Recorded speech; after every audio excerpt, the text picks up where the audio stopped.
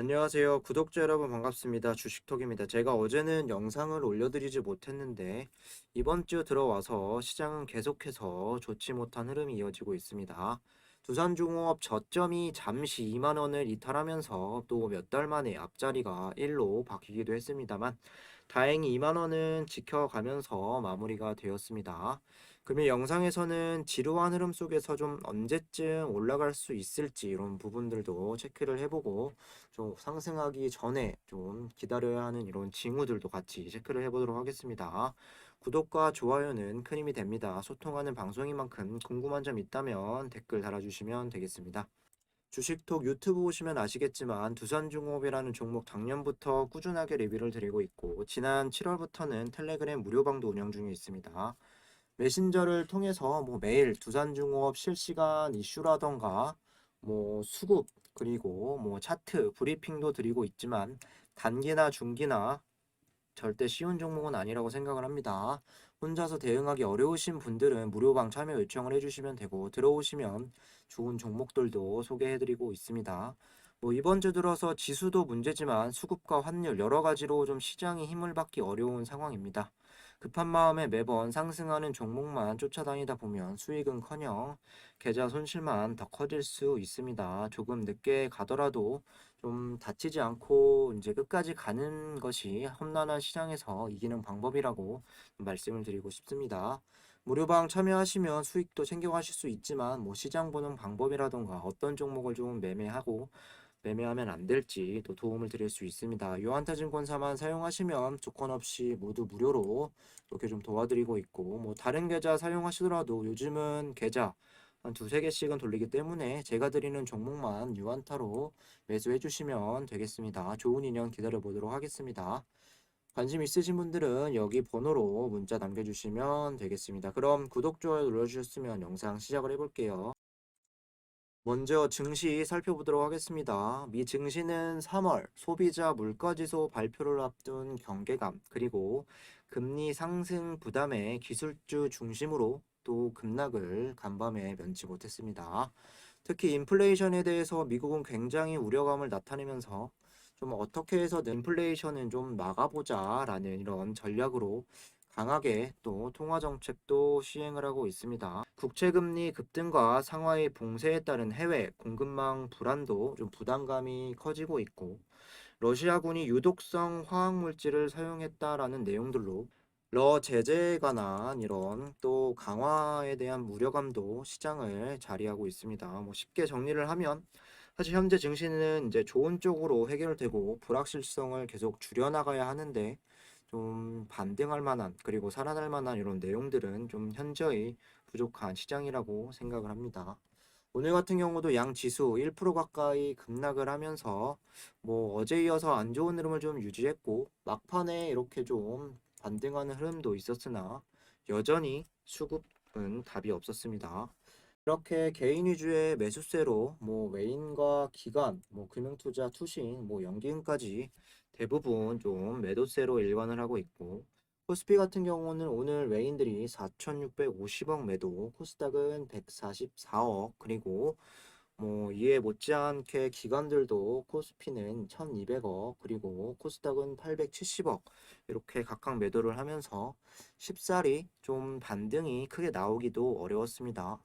원달러 환율도 1236원까지 다시 급등하는 이런 상황에서 좀 국내 시장에 매수세가 좀 들어오기 어려운 환경을 만들었고 뭐 해외 증시도 좀 막판에 뭐 중국 증시가 좀 살아나기는 했지만 대부분 좋지 않은 모습으로 좀 여전히 어렵고 난해한 시장이 이어지고 있습니다. 오늘 밤 9시 30분 미국 소비자 물가지수 발표와 내일 새벽 1시죠. FOMC 연설 그리고 목요일은 옵션 만기로 불확실성은 이번 주 계속 될 수 있다고 생각을 합니다. 어려운 시장 굳이 수익을 봐야겠다라는 생각보다는 현금을 좀 쥐고 계시고 보수적인 관점에서 대응하시는 게 좋을 것 같습니다. 두산중공업 흐름을 좀 보시면 뭐 최근에 굉장히 답답하게 느껴질 수 있습니다. 저도 주식 성향상 좀 버티는 걸 잘하는 편이지만 또다시 한 달 이상 이렇게 시작되는 조정세에 참 지루하게 느껴지는 건 마찬가지입니다. 하지만 부정적인 생각들보다는 긍정적으로 생각을 해주시는 게 현재 시장에서는 좀 필요할 수 있고, 이 종목은 조정도 길게 나와줘야 또 강한 상승파 등의 기회를 주기 때문에 잘 버텨야 하는 것도 맞겠습니다. 그럼 주가가 도대체 언제쯤 이렇게 반등의 흐름이 나올 수 있을지 궁금하실 텐데요. 저는 계속 5월 중순에서 한 6월 정도로 이야기 드리고 있습니다. 일단 4월 14일, 이제 내일 모레 작년에 이렇게 3자 배정으로 진행했던 유상증자 물량 4,784만 주가 또 시장에 풀리게 됩니다. 이 3자 배정은 작년 4월 달에 진행을 했었던 부분이고, 최대 주주인 두산이 4월 14일부터 매도가 가능하다는 이런 부분입니다. 적은 물량이라고 볼 수는 없습니다만 최대 주주인 두산이 좀 매도를 크게 하지 않을 것으로 저는 생각을 하고 있습니다. 이유는 여러 번 말씀을 드렸지만 두산이 굳이 현재 상황에서 이런 주식수를 좀 많이 이제 매도를 해서 좀 주가를 떨굴 필요가 있는지 이런 의문을 갖고 있는데, 두산과 두산중공업은 또 지분 구조상 어려운 시기를 함께 보내고 겨우 좀 살아나려고 하고 있고, 최근 두산은 테스나를 인수하고 의료기기 사업도 좀 진출을 하면서 예전만큼 유동성 자금을 마련한 어려운 상황은 아니라고 생각을 합니다.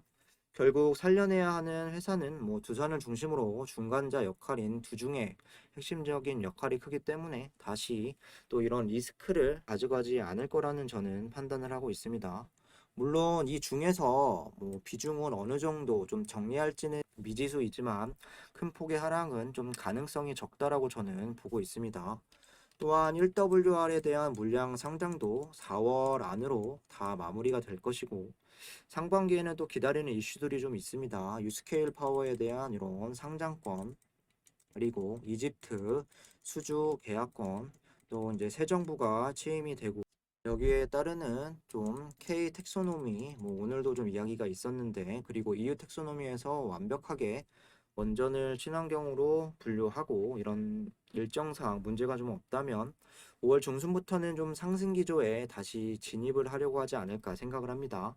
앞으로 기대감이나 성장성을 감안했을 때 지금은 또 위로 가기 위한 이런 흐름을 잘 만들어가고 있다라고 생각을 해주시면 되겠습니다. 이어서 뉴스를 보도록 하겠습니다. 좋은 이슈라기보다는 최근 원전 테마가 좀 지지부진한 흐름도 여기에서 좀 이유를 찾아볼 수 있을 것 같은데요.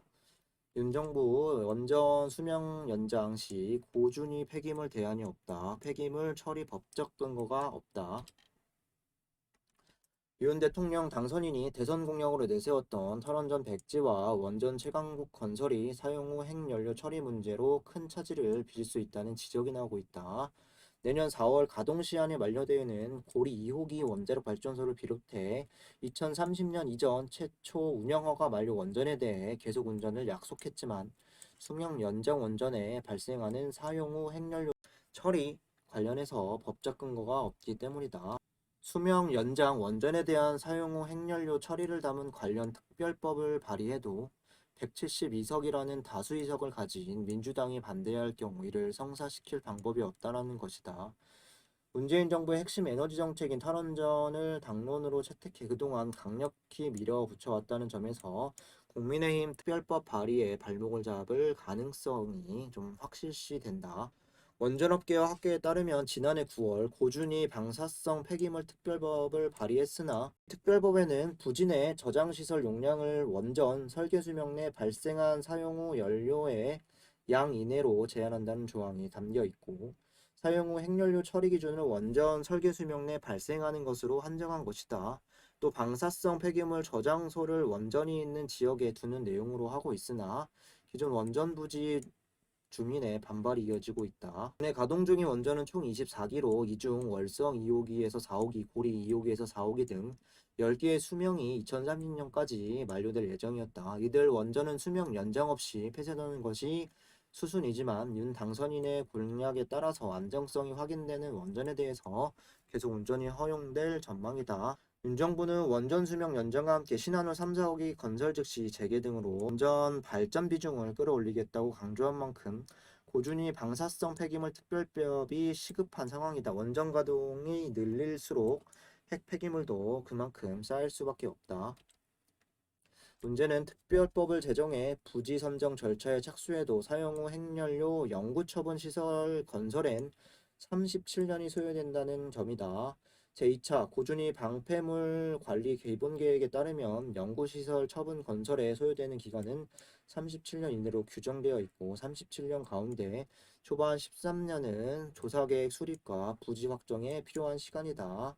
윤 당선인의 원전 공약은 기존 원전 수명 연장, 원전 건설, 사용 후 핵연료 처리 등 세 가지로 요약된다면서 문제는 현재 발의된 특별법조차 수명 연장 원전에 대한 사용 후 핵연료 처리 관련 조항이 없다는 것이라고 지적을 했고 새 정부 출범 이후 탈원전 백지화를 위해서는 관련법 제정이 가장 시급하지만 172석을 가진 민주당이 국회 통과를 당론을 막을 가능성이 크다라고 하면서 원전 가동 확대는 불가능하다고 덧붙였다. 10일이죠. 새 정부가 이제 출범을 하고 원전 확대에 대해서 좀 강력한 이런 정책들을 내세우고 있지만 여전히 현실적인 어려움도 있는 듯 보입니다.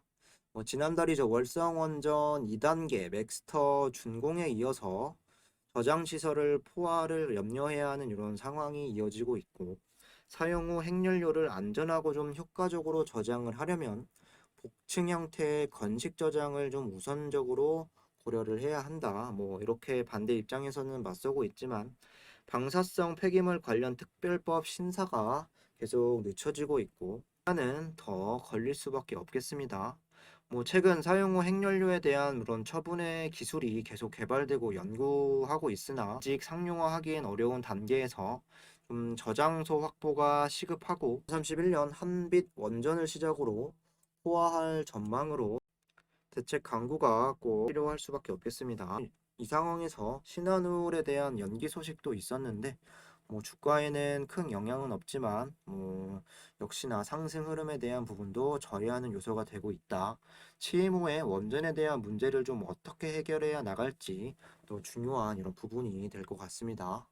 이어서 보시면 K텍소노미 원전 포함 윤정부 탄소중립 정책조합 다시 짠다. 20대 대통령직 인수위원회가 실현 가능한 탄소중립 위해 정책조합을 대대적으로 다시 짜기로 했다. 문재인 정부의 무리한 탈원전 정책 추진으로 줄여야 할 국가 온실가스 배출량이 되레 늘고 전기요금 인상 압박을 키워 국가 경제 부담으로 작용했다는 이유에서다. 이를 위해 우선 그린 텍소노미의 원전을 포함하는 제도 정비에 나선 한편 SMR을 탄소 중립 에너지 기술 로드맵에 통합하는 등 지원 체계도 가다듬을 방침이다.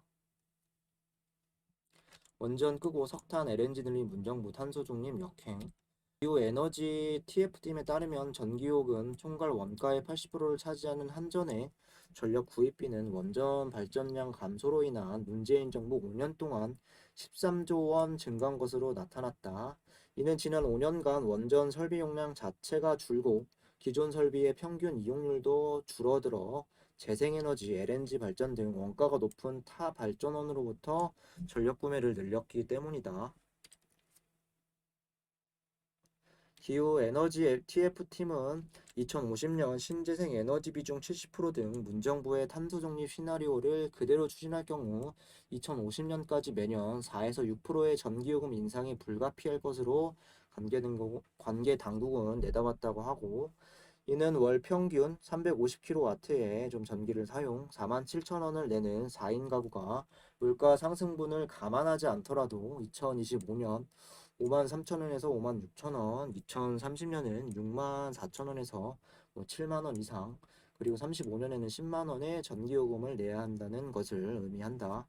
이러한 추세가 계속되면 2050년의 경우 전기료가 물가 상승분을 제외하더라도 지금보다 5배 이상 오를 가능성이 있는 것으로 전망되고 있다. 에너지 정책조합 대대적 수정 K텍소노미의 원전 추가 실현 가능한 탄소 중립을 위해 5가지 정책을 제시하고 이를 실현한 구체적 방안을 담은 전략 보고서를 작성해 당선인에게 직접 보고할 계획이라고 밝혔다. 우선 재생에너지와 원전의 조화, 수요 관리 강화를 바탕으로 한 합리적 탄소 중립 에너지 믹스 구성과 이를 뒷받침한 전력 시스템의 혁신을 추진한다. 탄소 중립의 원칙을 바탕으로 올 상반기 늦어도 8월까지 그린 텍소노미 원전을 포함하는 등 관련 제도 정비에 나선다. 올 12월 10차 전력 수급 계획에 이러한 새로운 정책 방향이 반영되도록 사회적 의견 수렴 과정도 거치기로 했다.